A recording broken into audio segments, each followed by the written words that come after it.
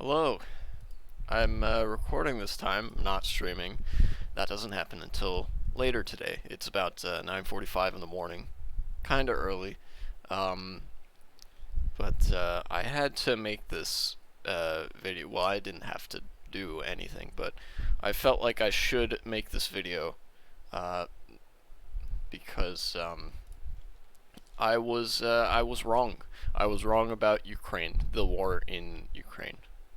And of course, since I was wrong last time and the time before, uh, it's very likely, it's very possible that I could be wrong this time. But this is what the news I have read is leading me to believe.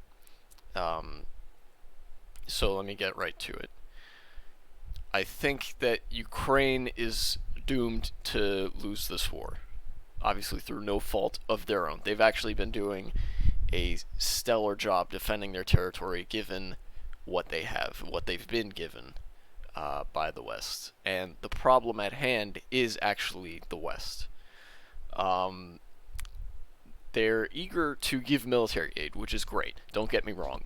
Um, but the real meat of the problem lies in the conditions that are being attached to this military aid. True to form, the neoliberal capitalist bloc uh, never gives you any cookies without any preconditions attached to them.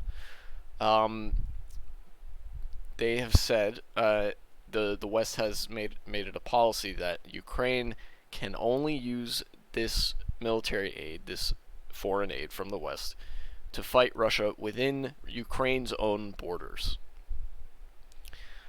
which means that Russia goes untouched.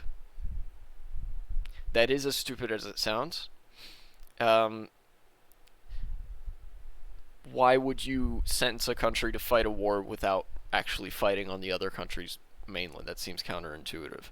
And in fact, if Ukraine has to beat Russia by only wreaking further havoc on Ukrainian territory, then the West has effectively told Ukraine that the only way that we will give you this money is if you will lose this war. They have told Ukraine that you have to lose this war. And if you want to win this war, you will not get any help from us. Imagine for comparison, imagine if when Germany had invaded Poland in 1939, imagine that the United Kingdom and France had said, "We will help you, but only if you don't bomb Germany. None of us, nobody's allowed to bomb Germany. We can only bomb occupied Poland." It doesn't make any sense, and it's gonna be rough. But this is the world we live in right now.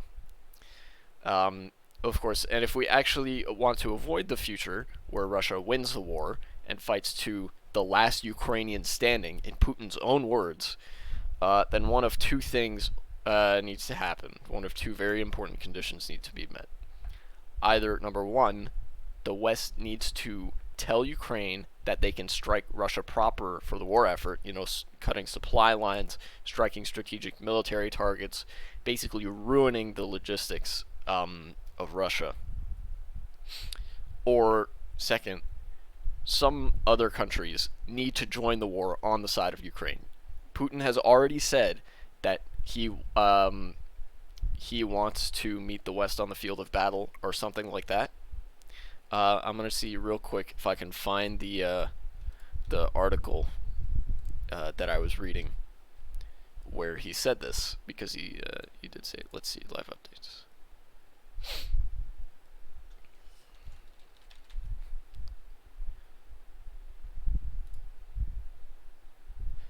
There we go. Putin challenged the West to defeat Russia on the battlefield, saying, "Let them try." As far as I'm concerned, that's a tacit admission that he's not going to nuke anybody. Probably because his nukes don't work, but also because he wants to, true to his persona of machismo, he wants to beat the West fair and square, which of course he will get blown the fuck out, and I think he should get blown the fuck out. I think we should do that. Anyways, that's for later. But if neither of those happens, then not only was I wrong when I said that Russia is about to buckle, which they still will once the war finishes. Russia's still going to fucking collapse in on itself. But I was also wrong to say that this is the end of conventional warfare, because that statement that this is the end of conventional warfare was predicated on the assumption that the rest of the world would be so disgusted with Russia's invasion that they would unilaterally sanction Russia until their economy basically didn't exist, and that they would literally have to stop the war. But China has still been doing business with Russia, and the West doesn't care enough to actually bring the hammer down, to go all in to end the war. They don't care enough to join the war on the side of Ukraine.